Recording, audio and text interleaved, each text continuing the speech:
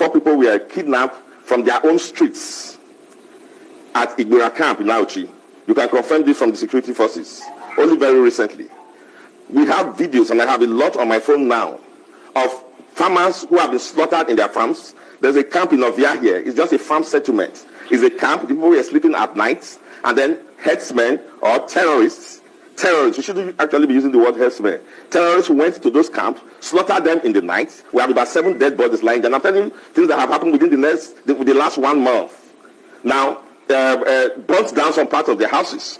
We have video there of Fulani herdsmen and terrorists entering into farms and uprooting cassava that people have planted and are waiting to harvest for this season and feeding them to their cows. And then those who dare to challenge them have been slaughtered.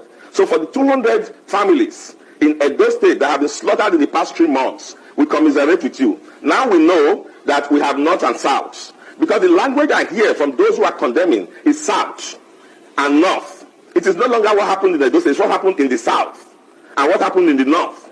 So we find solidarity when it comes to anything happening to people in the north and then from the north. It doesn't matter what they do.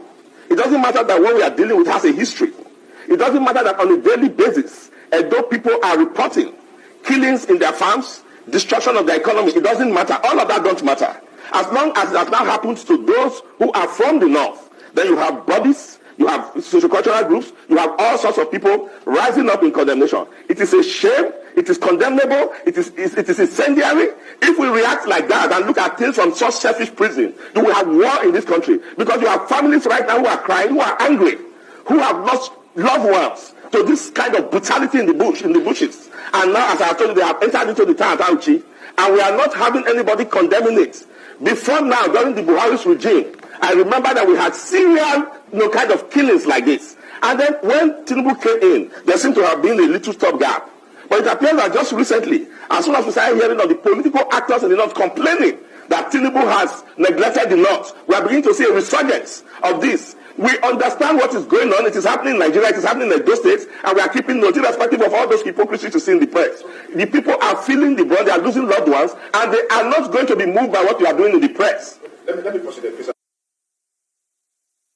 Let me also correct one impression here. It was not a one-sided thing that happened in Oromi. Right. When these people were stopped, they said they were going to go in to search the vehicle because they had local information that they were actually carrying arms. So in the process of struggling to go inside, one of them stabbed one of the vigilante guys. So in the process of that, hell was let loose. Why is nobody telling us that part? Why?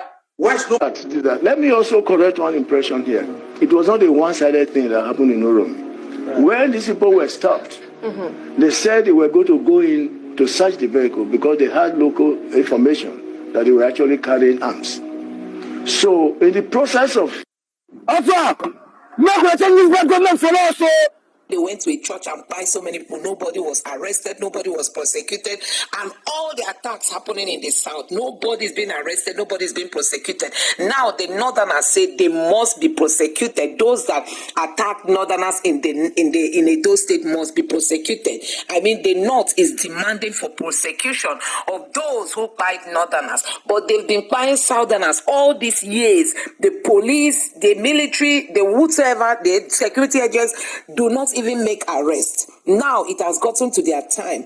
The northerners are all out asking for prosecution. They say if there is no prosecution, then there must be reprisal. I'm going to allow you to take a look at some of these clips and let me know your honest reaction in the comment section below. Just take a look.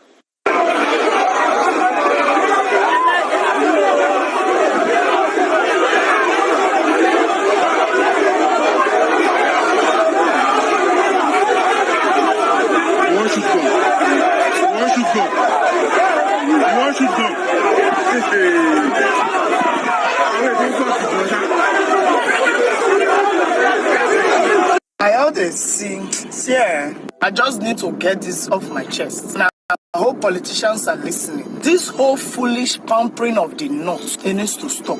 I personally don't know what the Edo State governor is doing in Kano and Kaduna. Hausa granite or get another thing where go do that. No one believes so you go there. Because that will not be like him, that will not be like a condolence. It be like say you go beg them. I don't have an issue with you doing father figure. But I beg, as you they beg them, hope you they tell them what these people they do for you. Hope you they remind them what their brothers and sons, the kind of crime when they commit for you. You they hope you tell them. Up from the president to the least politician. I don't understand the foolish pampering of the North. Here you go talk rich, they go say you dey support jungle justice, but God forbid. I'm only saying things the way they are. I for face why say Hausa people know their social media. So you people want to tell me that you have this much mobility on social media, or choose to keep quiet when we complain about insurgents, about Fulani herdsmen. You keep quiet like say you don't know what to do. No, I'll go and kill all of you now. You keep quiet. And they hear this lady voice, they do papa. You can talk now. You cannot watch the video, nonsense 16. But when you see people being beheaded in the farms, you keep quiet. You are mad. All of you nonsense youths that have the chance to speak up but refuse to speak up till it's time to be biased, or go we kill all of you. It's not like this Fulani herdsmen is not affecting them in their side though. But they choose to just keep quiet for reasons best known to them. But now you all want to be activists. See, I blame the federal government, the government when I give 48 hours where I'm now. I'm not saying the government should not do their job, but you see this unnecessary threat. You people, it's the days of the old.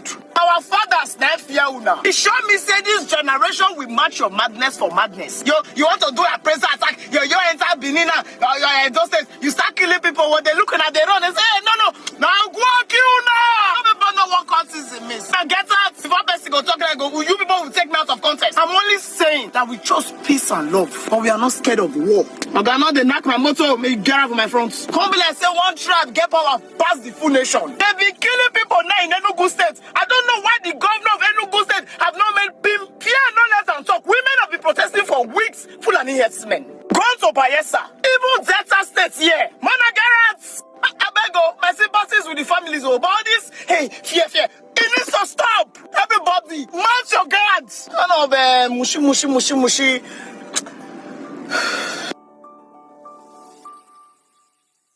I would like to commiserate with about 200 families in the past few months in those states that have had their mothers slaughtered in the farms, have their fathers and children slaughtered in the farms, and those who have suffered kidnapping, as happened recently in Nauchi, around the Bera camp, not far from the military checkpoints. So guys, you have seen what is happening in Nigeria. Honestly, we are in a very big trouble. When you look at the way Fulani is highly treated like a sacred cow, you begin to wonder what actually is the agreement. Nigerian politicians need to come out to tell Nigerians what is the agreement between them and the Fulanis. Because for watching this video, please don't forget to comment, like, share and subscribe to get more important updates on Biafra land. Thank you.